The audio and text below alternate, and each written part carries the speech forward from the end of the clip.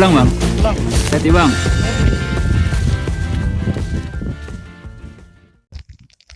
Hai, Assalamualaikum warahmatullahi wabarakatuh.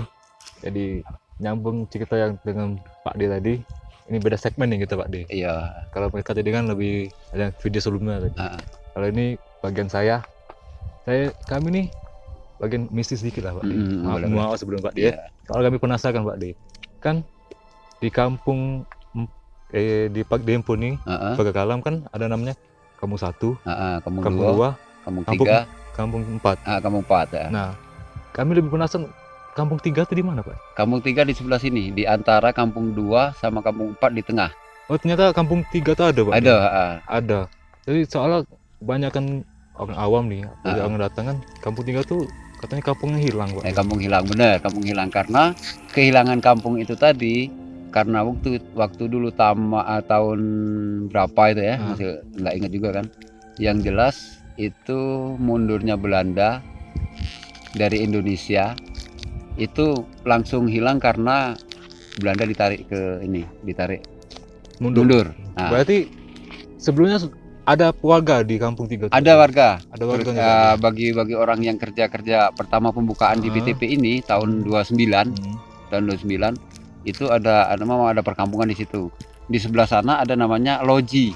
Apa tuh Pak dulu? Loji itu kalau bahasa sekarang itu villa. Loji, tempat Persinggahan istilahnya apa ya? Bisa dibilang loji itu tempat persinggahan para Belanda dulu di situ. Berarti itu pada zaman Belanda Pak deh. Ya, Setelah Belanda geser, geser itu masih langsung ada warga. Masih sudah ada- enggak ya ada warga Warga, di situ dia begawe di PTP di PNP 10 dulu. 10. Itu sejak kapan mulai warga tuh udah nggak ada lagi situ Pak? Pokoknya sekitar dari tahun 40-an kalau tidak salah. Itu sudah menghilang. Buat udah lama buat Udah lama, sampai sekarang ada yang warga sana menghuni sana Pak. Tidak ada kati. Yang jelas sekarang jadi perkebunan teh. Perhubungan teh, tapi masih tetap disebut Kampung 3 tuh, Masih Pak, tetap kampung 3 karena di situ tuh tinggalan-tinggalan Belanda. Yang jelas kayak bak-bak mandi dulu masih ada. Kayak zaman-zaman Belanda tuh, Yang Pak, Belanda yang di tempat loji itu tadi. Berarti di sana ada sempat pembantaian juga Pak? Ada bang. Di zaman G13 PKI itu setelah wong di situ tidak kati tapi. Oh sudah. Sudah kati warga di situ. Jadi untuk pembantaian dibuangnya di sebelah. Kalau dari sini sebelah kanan jalan ada batang besar itu di situ. Wah, di pantai habis langsung tubuh itu. Iya, itu waktu zaman G13 PKI. Oh lamunan itu sebelum belum lahir gitu ya. Berarti selama ini Kampung 3 tuh ada dulunya ada. benar, ya. Tapi di tahun 40-an Kampung 3 tuh ada, tapi sudah di zamannya Belanda. Ketika udah Belanda tarik mundur, baru situ warga mulai Mulai mundur. mereka ngapa Pak D usah ditinggal ke kampung itu Pak? Karena yang jelas akses ya, satu akses, kedua kalinya tidak kati yang mensupport lari ke sini untuk pekerja jadi dirubah diganti balik ke perkantorannya, balik ke Kampung Duo. Kan itu kan jauh dari Kampung Duo. Pak, jadi makanya itu akses Iya. utamanya akses yang susah Dijangkau. makanya mereka meninggal ke kampung itu Pak D ya. Ya soalnya kami penasaran kok Kampung 1, Kampung 2, Kampung 4. Kampung 3-nya hilang. Kampung 3 hilang Iya. karena jadi sampai sekarang belum. Iya, memang tidak lagi dihuni lagi. Tak boleh didatangi. Iya, Tak boleh didatangi karena ada bahaya Pak. ada bahayanya. Ada. Karena di situ ada mistisnya kan. Mistisnya Lebih bahaya. Nah ini juga Pak D yang entah ini mitos apa kayak mana Pak D. Kami pernah dengar Iya. katanya kalau asli orang Palembang tidak boleh naik Gunung Dempo. Nah itu tidak bang. Kalau menurut kami selaku galak nganter pemandu ya. Pak D jadi gate porter. Selama yang Pak D pandu belum pernah, walaupun itu anak Palembang yang katanya dari Nyimas itu tidak kati. MGS. Iya itu tidak kati. Mas. Tinggal tergantung hati kita. Balik ke masing-masing. Iya. Kita ini kan hidup ini bukan dikuasai oleh ciptaan Tuhan. Kita dikuasai oleh Tuhan. Nah, jadi kita segala sesuatu kita percaya dengan adanya Tuhan. Nah itu. kalaupun mistis, kalau hati kita sudah menolak, mereka tidak akan mungkin datang. Tapi kalau kita cerita berharap, pasti datang. Pasti datang. Iya, pasti datang. Berarti balik ke diri masing-masing. Balik diri masing-masing. Ke niat masing-masing. Kalau dia sudah ada niat tak bagus. Iya, nah itu yang datang. Oh, berarti kemungkinan ya, kenapa banyak orang ngomong uang asli Palembang itu tidak boleh naik Gunung Dempo? Mungkin dari antasi ke uang yang cetus. Iya. Yang sombong tadi. Iya, yang sombong tadi. Ya, ngomong tahu lah, uang Palembang ini banyak sombong kan. Gagah sok gagah. Tuh musibah tersebar, infonya beda-beda. Iya, beda-beda ya, benar. Ke mulut yang kayak tadi, uang Palembang asli itu tidak boleh sebenarnya naik Gunung Dempo. Tapi bukan itu Bang, yang sebenarnya kalaupun itu tergantung dengan hati kita. Satu, kita percaya dengan adanya Tuhan, bukan percaya dengan adanya para istilahnya itu apa ya, bisa diomong ke tuh leluhur. Nah, dari leluhur bukan itu Bang. Bukan. Oh iya. Itu mungkin dari oknum lah. Iya, dari bisa disebut oknum jelas. Jadi kita percaya baik dengan adanya Tuhan. Informasi yang tidak, kalau memang ada yang ngomong itu, kalau Pak D yang ngomong mitos.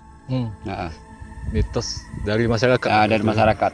Kalau aslinya selama Pak D memandu, Pak D jadi gate porter, belum pernah ngalami yang benar-benar walaupun itu dari anak Palembang asli, dari Nimas itu tidak kati apa-apa. Aman, alhamdulillah. Masih harus balik ke niat diri dewek tuh lah. Iya. Niat baik, tetap baik. Insya Allah. Itulah makanya kita kembalikan lagi ke etika tadi. Etika tadi benar. Dimanapun kita tempat harus jaga attitude. Jaga attitude ya. Itu pesan dari Pak D juga itu. Nah, kalau lagi Pak D. Iya.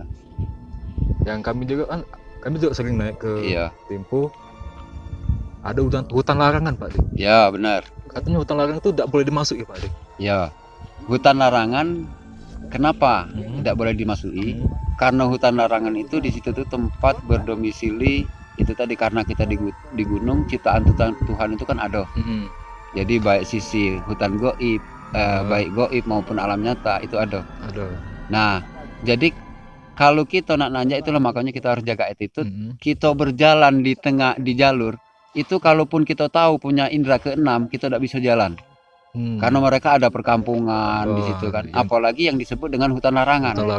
Di situ berdomisili alam goibnya, itu memang tempatnya di situ. Dari pasar sampai ke apa istilahnya itu perkebunan, seluruhnya ada di situ. Tapi gaib. Yang tidak bisa dilihat. Kasat mata kita. Mata langsung. Iya benar. Harus pakai batin lihat. Pakai batin. Itu juga pasti banyak binatang buas itu Pak. Nah, itulah jadi karena memang disebut hutan larangan, karena gaib tadi, hutan gaib tadi, itu kan di situ langsung jadi binatang-binatang ada di situ galau. Jarang didatangi. Ya, karena jarang didatangi orang, jadi mereka jadi lebih nyaman di situ. Nyaman di situ ya. Tak ada yang ganggu. Ya. Benar-benar. Jadi itulah termasuk kenapa alasannya hutan larangan itu dilarang dimasuki. Iya, dilarang dimasuki. Pertama alasannya ya binatang buas. Ya. Terus gaib tadi bisa menyesatkan kita apabila kita ke situ. Terus Pak D, yang kami tahu nih, kalau sudah di top tuh kayak di sebelah kiri apa sebelah kanan Pak di hutan larangan? Dua-duanya Bang. Kanan kiri Pak. Kanan kiri. Jadi kalau sebelah sebelah kiri itu hutan larangan, lewat ada pasir putih. Ke ujung. Ke ujung pasir putih itu hutan larangan. Kalau di sebelah kanan hutan larangan itu di Gunung Batu Gajah. Batu Gajah itu hutan larangan. Jauh ke bawah itu. Bukan jauh ke. Kita arahnya ke arah kanan, ke barat daya, barat timur sana. Nah itu. Oh, jadi pelataran tuh di tengah-tengah? Di tengah-tengah. Wow, selama ini kita tidak tahu. Iya. Kalau kita tuh digepit oleh hutan larangan, ya benar. Yang bahaya, gaib, ayam buah di situ kalau. Iya. Tapi untung lah untuk kawan-kawan pendaki ya. Nah, ini peringatan juga ini. Iya. Jangan coba-coba masuk ke hutan larangan, jangan nekat lah. Jangan sembarangan. Karena bahaya juga, bukan kalian yang repot.